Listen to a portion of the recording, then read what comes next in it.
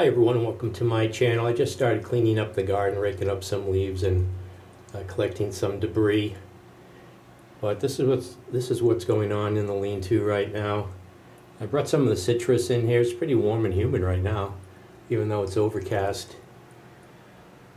We're in the 50s, I think, and we're going to be getting back into the 30s at night. So I ordered a couple of polytunnels that I want to try out in the garden, give me a head start, maybe with some snow peas. I did plant some snow peas a couple of days ago in some trays, so I'll start them inside. I've done that before and then put them outside. But the echinacea, not the echinacea, the Korean Evodia, I have a bunch of plants that survived. They do, I don't know if it's overwatering or they do get this thing where all of a sudden they rot and die at the base. But it looks like I have a lot of Korean Evodia that survived.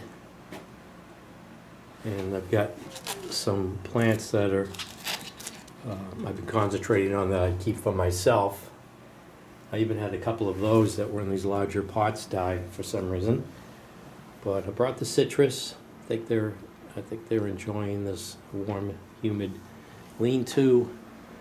And I'm glad I brought the figs out of here because even though it's warm right now, the cooler temperatures is just enough residual heat off of the side of the house that it doesn't get freezing in the lean-to.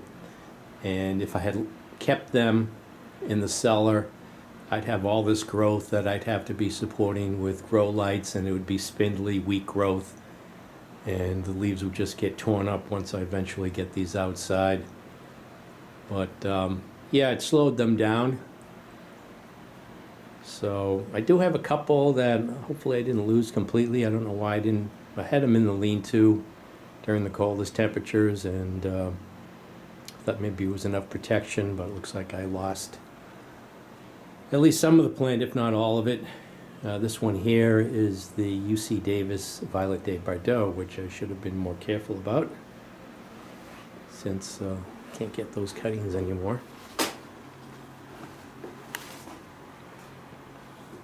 And here's some more growth here. This is a Shea Black. Got some Brava figs on here. And some larger ones at the top here. This pretty large one right here.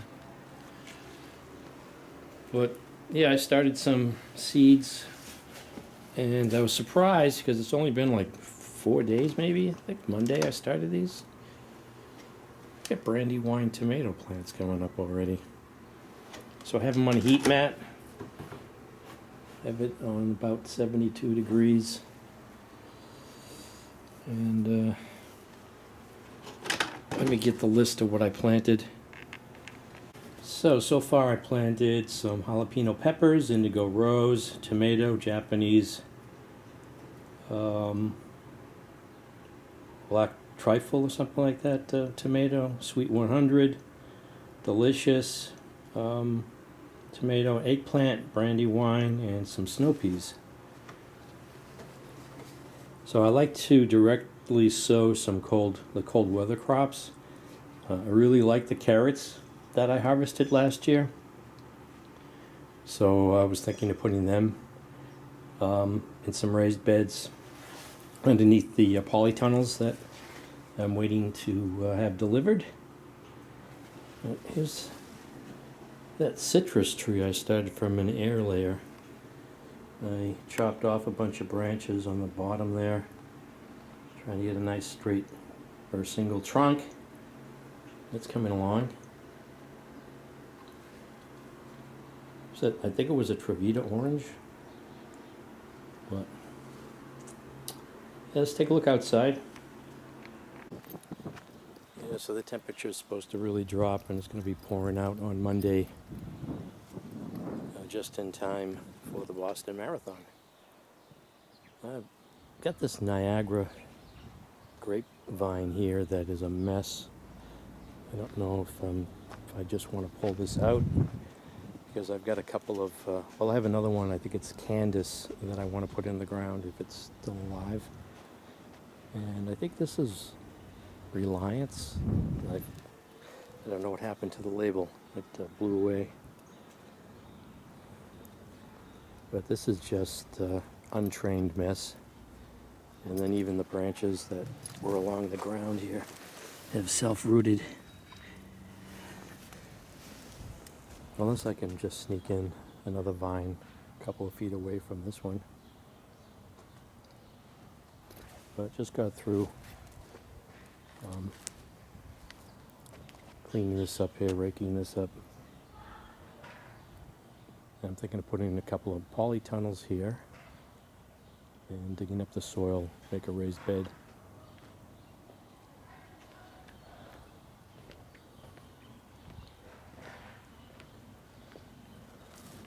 So I've got a barrel full of debris there. I'll just throw on the compost pile. I'm going to put some posts in the compost pile and screen it off. Get some compost going more efficiently instead of just an open pile like that.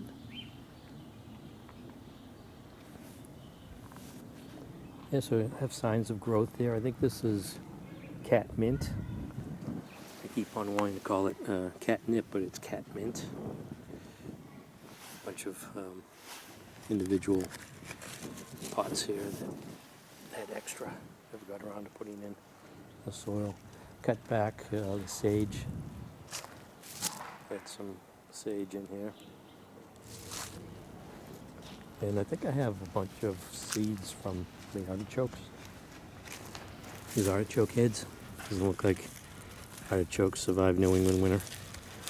But I think there were seeds in here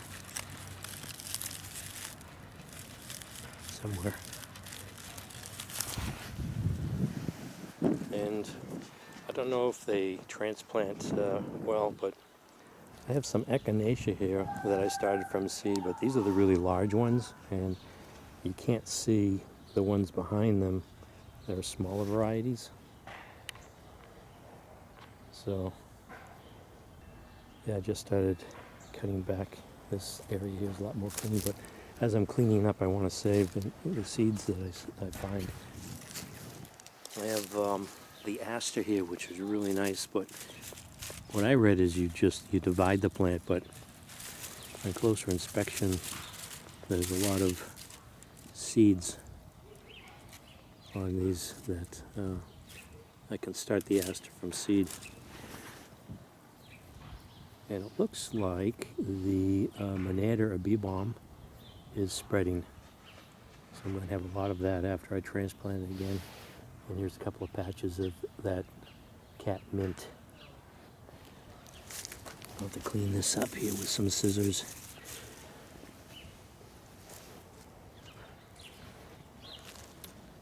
And let's see, I cut this back to the green. This is a Russian sage. This is a nice plant. I like this.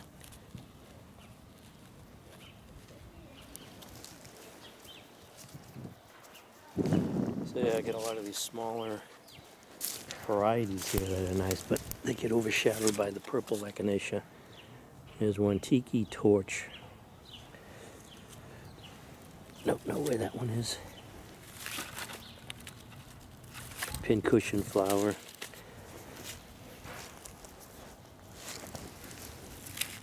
Spanish lavender. I think that got crushed by the snow.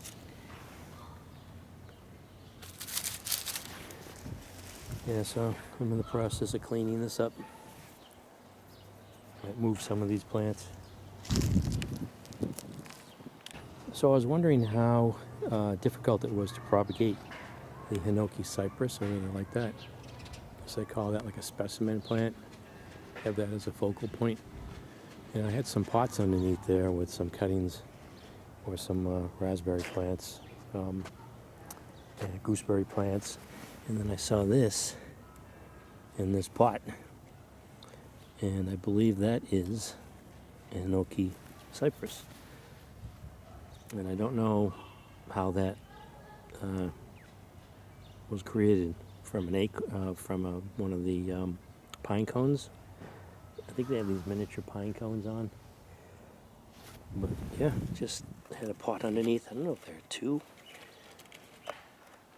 You can see the buds on the blueberries are starting to swell. Hope we don't get a frost. Yeah, so the forecast for the coming week is colder temperatures.